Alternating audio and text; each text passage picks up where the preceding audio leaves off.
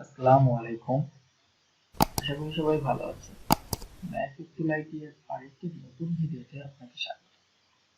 এই ভিডিওতে আপনাদের সাথে আরেকটি নতুন বাড়ির প্ল্যান নিয়ে হাজির হয়েছি।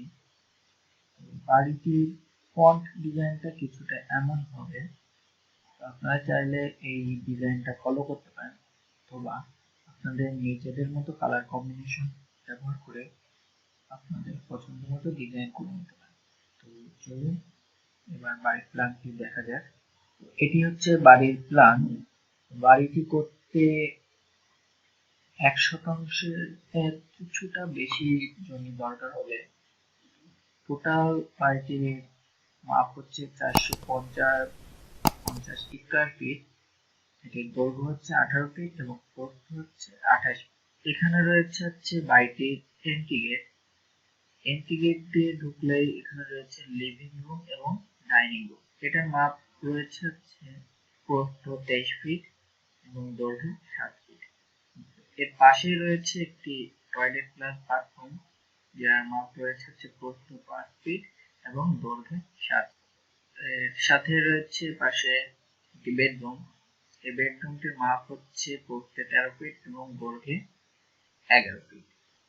পাশে আরেকটি বেডরুম রয়েছে, যার মাপ হচ্ছে প্রস্থে ৯.৫ ফিট এবং দৈর্ঘ্যে ১১ ফিট। এর পাশে রয়েছে কিচেন। কিচেনটির মাপ হচ্ছে ৫.৫, দৈর্ঘ্যে রয়েছে ১১ ফিট।